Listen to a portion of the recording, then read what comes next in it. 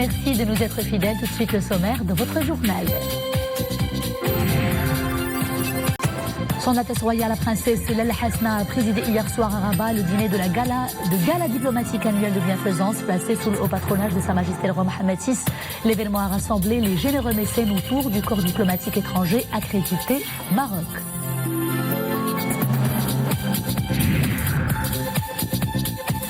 Le 2 janvier 2020, c'est à partir de cette date que la commission spéciale sur le modèle de développement entamera l'écoute des forces vives de la nation, y compris les partis politiques, les syndicats et le secteur privé. Annonce faite lors de la réunion plénière de la commission tenue à l'Académie du Royaume. L'occasion également de valider la charte morale de la commission. Zine Bakbouch et Abdallah Abdelrahman, les deux grands lauréats du Grand Prix Farid Belkahia pour l'encouragement des arts traditionnels, une consécration amplement méritée pour leur engagement en faveur de la conservation du patrimoine immatériel du Royaume à travers la boiserie et la filière du Zlich. Bonsoir, Son Altesse Royale la Princesse Lalla Hasna a présidé hier soir à Rabat le dîner de gala diplomatique annuel de bienfaisance, une grande manifestation organisée par l'ambassade d'Australie et la fondation diplomatique placée sous le haut patronage de Sa Majesté le Roi Mohammed VI. L'événement a rassemblé les généreux mécènes autour du corps diplomatique étranger accrédité auprès du Royaume. Les détails avec Mohamed El-Shkar.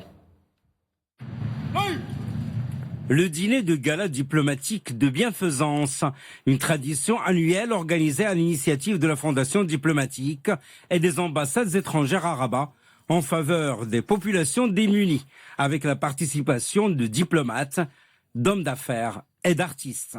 Un gala diplomatique de bienfaisance qui vise une collecte de fonds pour contribuer à l'effort de l'action sociale au Maroc, à travers le financement de nombreux projets associatifs, notamment en matière de santé, d'éducation et de formation des jeunes filles.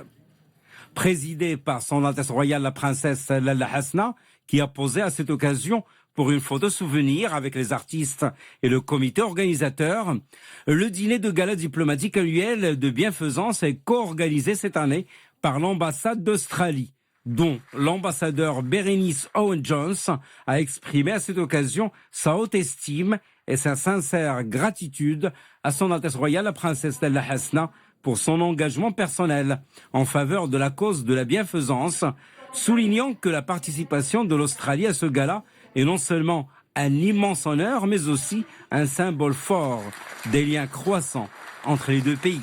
C'est un immense honneur, c'est non seulement un immense honneur, mais un symbole fort du rapprochement entre nos deux pays, l'Australie et le Maroc. Donc, notre participation à ce gala est pour nous une participation qui vraiment est très très importante. Et je tiens particulièrement à remercier Son Altesse Royale, la Princesse Lalla Hasna, pour son soutien et son engagement envers la cause de la bienfaisance et la cause du raffermissement entre les relations entre l'Australie et le Maroc. Je tiens aussi à exprimer toute ma joie. C'est un grand honneur d'être ici ce soir. De son côté, le président de la Fondation diplomatique a fait part de sa reconnaissance et de sa gratitude envers Son Altesse Royale, la Princesse Lalla Hasna, à laquelle a été remis à cette occasion l'écu de la Fondation diplomatique.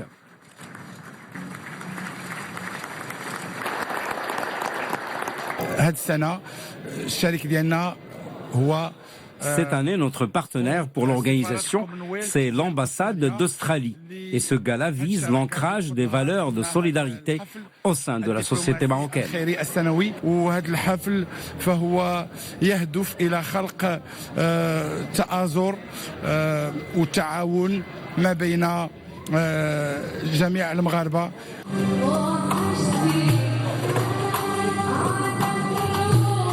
Un dîner de gala agrémenté par un programme artistique exclusif et des spectacles interprétés par le jeune chanteur Hamza Al-Bied pour la chanson arabe, la soprano australienne Easy Chanal avec des airs célèbres d'opéra, la chanteuse Fatim Zahra Al-Aroussi et sa troupe musicale avec des airs de chansons marocaines, la soliste Eleanor Hill du Queensland Symphony Orchestra qui a gratifié l'assistance avec des airs populaires de violon, et le chanteur marocain Mohamed Adli pour la chanson populaire arabe.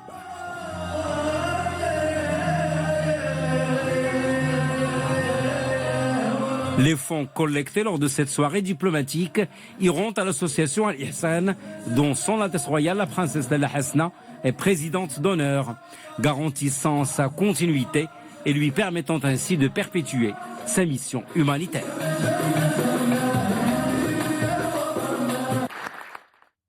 La commission spéciale sur le modèle de développement a établi une charte morale contenant les règles relatives à son fonctionnement et à l'engagement de ses membres. C'était hier lors d'une réunion plénière tenue à l'Académie du Royaume. Les membres s'engagent ainsi à informer le président de tout risque de conflit d'intérêts lié à leur participation aux travaux de la commission. Les développements avec Boubkar Ben Ghabret. Le 2 janvier 2020, c'est à partir de cette date que la commission spéciale sur le modèle de développement a décidé de procéder à l'écoute des institutions et des forces vives de la nation, incluant les partis politiques, les syndicats, le secteur privé et les associations dans un esprit d'ouverture et de construction commune. Cette décision a été prise lors de la réunion plénière de la commission tenue à l'Académie du Royaume autour de la nature des interactions de la commission avec la société civile. Il s'agit d'une charte morale contenant des règles relatives à son fonctionnement et à l'engagement de ses membres. 3 points clés se dégagent de cette charte morale. Premièrement, les membres de la commission prennent part à ces travaux à titre bénévole. Aucune rémunération ou avantage, sous quelque forme que ce soit, ne sont prévus à cette fin. Les membres s'engagent à informer le président de tout risque de conflit d'intérêts lié à leur participation aux travaux de la commission. Deuxièmement, le travail de la commission est collaboratif et mobilise l'intelligence collective de ses membres, mais aussi de toute la société marocaine. Selon les termes de cette charte, toutes les idées doivent être écoutées sans aucun jugement de valeur. Et puis, troisièmement, au cours des séances d'écoute et d'audition, les membres de la commission sont tenus à la neutralité et à s'inscrire dans une approche ouverte, sans jugement ou prise de position sur les avis des parties écoutés. Dans les hautes montagnes de l'Atlas, les températures sont de plus en plus basses. Le froid glacial entrave le rêve de scolarisation des jeunes filles dans la région, dans cette région enclavée. Une initiative INDH vient leur tendre la main et mettre à leur disposition des bus scolaires et des internats. Le reportage nous vient de Zawiya Hansal, Mohamed Wahibi, Abdelali Ayed et Oumaima Rami. Zawiya Hansal, nichée sur les montagnes enneigées du Haut-Atlas.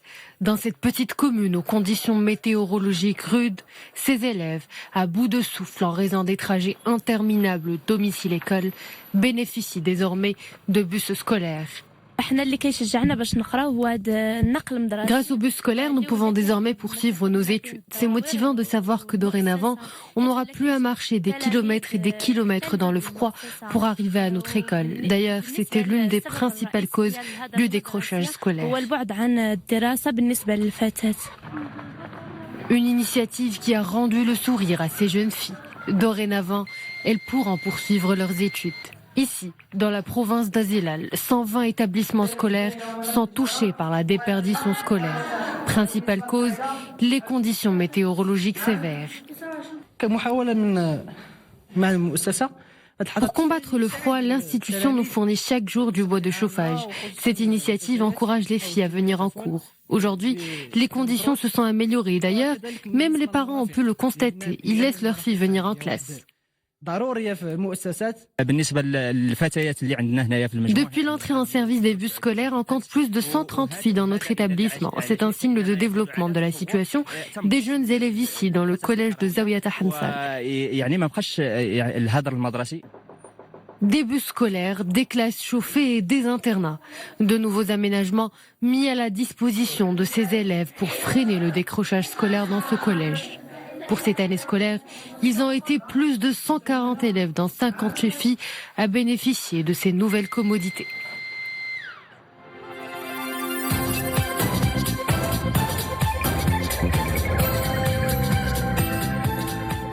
Ouvrons à présent la page Monde de ce journal avec un cap sur les territoires palestiniens occupés à Beit Lahem, plus exactement, où des chrétiens venus du monde entier affluent près de la basilique de la Nativité pour donner le coup d'envoi des célébrations de Noël. 1300 Palestiniens ont été jusqu'ici autorisés à quitter la bande de Gaza pour l'occasion, sur les 950 ayant formulé une demande dans ce sens. En Afghanistan, 7 soldats ont péri dans une attaque menée par les talibans contre une base militaire. Selon les autorités, l'attaque a ciblé une base que se partageaient l'armée et la Direction nationale de la sécurité. Cela s'est passé dans le district de Dawlat Abad, près de la frontière avec l'Ouzbékistan. La Chine, le Japon et la Corée du Sud appellent la Corée du Nord à, je cite, s'abstenir de provocations dans un contexte très tendu autour de son programme nucléaire. L'appel est lancé depuis Pékin dans le cadre d'un sommet tripartite sur la question. La rencontre a été également marquée par un timide réchauffement dans les relations entre le Japon et la Corée du Sud.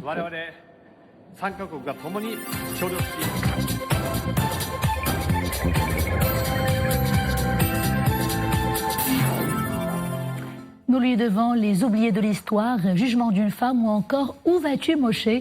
Je vous parle du grand cinéaste marocain Hassan Benjelloun. Il pose toujours un regard très tendre sur des questions assez complexes. Son dernier long métrage vient de sortir en salle, baptisé Pour la cause. Le film aborde avec légèreté et beaucoup d'humour une question très sérieuse, celle de la cause palestinienne. Une façon de dire que le rire pourrait devenir une forme de résistance. Sarah Katir. Pour la cause, le dernier né de Hassan Benjelloun raconte l'histoire d'un jeune musicien palestinien vivant en Espagne et d'une chanteuse française d'origine juive venue au Maroc en provenance de Barcelone dans l'espoir de traverser l'Algérie via les frontières afin d'animer un concert à Oran avant de se rendre en Tunisie pour le même objectif. Au Maroc, j'ai découvert une nouvelle façon de mise en scène, une interprétation liée au quotidien, frôlant le spontané mais avec une cause et beaucoup d'humour. Je joue le rôle d'une secrétaire qui est vraiment curieuse et qui aime fourrer son nez dans ce qui la regarde pas. Donc elle va aider l'acteur principal du film, mais d'une manière, c'est-à-dire indirectement. Et voilà, donc pour l'histoire, elle traite du sujet de la cause palestinienne, mais avec beaucoup de légèreté et beaucoup de situations comiques. Ce film de 93 minutes offre des scènes mettant en lumière la solidarité marocaine avec la cause palestinienne et raconte les événements à travers un flashback rappelant l'enfance de Karim, le héros palestinien qui a vécu la souffrance et la répression des soldats israéliens.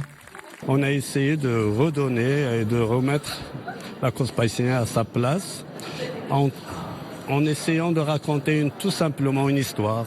C'est un film où il n'y a pas de discours, il n'y a pas de choses trop sérieuses. On a essayé de traiter la chose avec beaucoup d'humour, beaucoup de simplicité.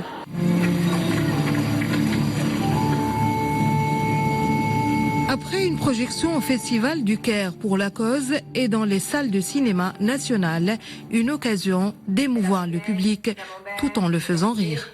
Jacques Brel. Il était belge. 10 سنين هذه وانت فاضحني بجاك بريل قطع تصاور لصق تصاور طبع عليك. Direction Marrakech pour parler du premier film, du premier prix Farid Belkahia pour l'encouragement des arts traditionnels. Il a été décerné à 2 brillants étudiants qui se consacrent avec beaucoup d'amour et de passion à la boiserie ancienne et à la filière du zlige. On voit tout cela dans ce reportage signé Soubia Belayachi sur un commentaire de Zakaria Mokin Billah. Ils sont passionnés d'art traditionnel et veulent innover dans ce domaine. Zinb Akbouch, lauréate de l'Académie des arts traditionnels de Casablanca, est spécialisée dans la restauration du patrimoine, filière de la boiserie ancienne. Abdallah Abdelrahman, lui aussi lauréat de cet établissement, travaille quant à lui l'art du zélige.